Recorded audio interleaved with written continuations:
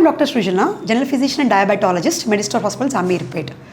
Diabetes complications తర్వాత మనం దాంట్లో కూడా రెండు రకాలు ఉంటాయి, acute complications and chronic complications. Acute complications అంటే ఎలా చూడొచ్చు అంటే షుగర్ ఎక్కువైనా తక్కువైనా వచ్చినప్పుడు దానివల్ల చూసే కాంప్లికేషన్స్. షుగర్ ఎక్కువ అవుతుంది అని అంటే ఏంటంటే పేషెంట్ బాడీ ఇన్సులిన్ ప్రొడక్షన్ మీద ఎఫెక్ట్ అయి ఉంటుంది అనమాట. అంటే ఏంటంటే గ్లూకోజ్ నుంచి తీసుకోవడం తగ్గించేసేసి బాడీలో ఒక కీటోన్స్ ఫ్యాట్ నుంచి మనకి షుగర్ అన్నది ప్రొడ్యూస్ అయ్యి దానివల్ల వచ్చే కాంప్లికేషన్ అనమాట. That is called diabetic ketoacidosis అంటాం. అది షుగర్ బాగా ఎక్కువ ఉన్న వాళ్ళకి చూస్తాం.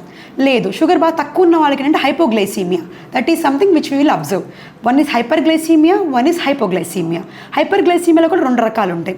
టైప్ 1 డయాబెటీస్లో ఉన్న వాళ్ళకేమో డయాబెటిక్ కీటోఎసిడోసిస్ అని చూస్తాము. టైప్ 2 డయాబెటీస్ వాళ్ళకి ఏంటంటే మోర్ ఆఫ్ హెచ్హెచ్ఎస్ అని ఉంటుంది, హైపర్గ్లైసెమిక్ హైపర్ఆస్మోలార్ స్టేట్ అనమాట.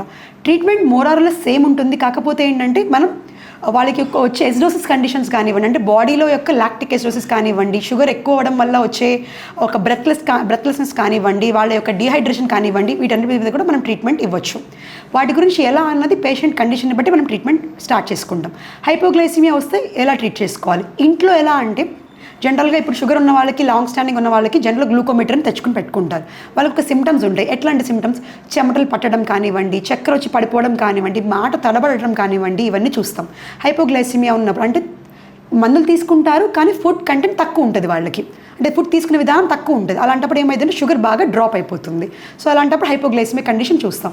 వాళ్ళకి వచ్చినప్పుడు ఇందాక చెప్పిన ఏమైనా సిమ్టమ్స్ గమనిస్తే వెంటనే ఏంటంటే షుగర్ వాటర్ పట్టడం కానివ్వండి, ఏమైనా చాక్లెట్ ఇవ్వడం కానివ్వండి, ఆర్ ఏదైనా గ్లూకోజ్ పట్టడం కానివ్వండి, ఇలాంటివన్నీ ఎమర్జెన్సీ ట్రీట్మెంట్ మీరు ఇంట్లో చూసుకోవచ్చు.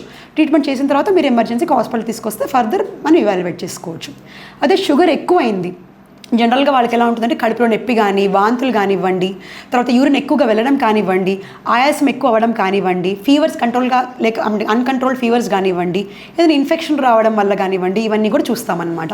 అలాంటప్పుడు వెంటనే హాస్పిటల్కి వస్తే షుగర్ని బట్టి depends upon the patient condition మనం ఇన్సులిన్ అన్నది కానీ టాబ్లెట్స్ కానివ్వండి స్టార్ట్ చేసుకోవచ్చు. ఫర్దర్ డీటెయిల్ ఎలాబరేషన్ ఎలా ట్రీట్మెంట్ అన్నది ఒకసారి హాస్పిటల్కి వస్తే మనం డిస్కస్ చేసుకోవచ్చు దీని గురించి. Thank you. మీకు మంచి ఆరోగ్యం కోసం ఎల్లప్పుడూ తోడుగా మెడిస్టార్ హాస్పిటల్స్.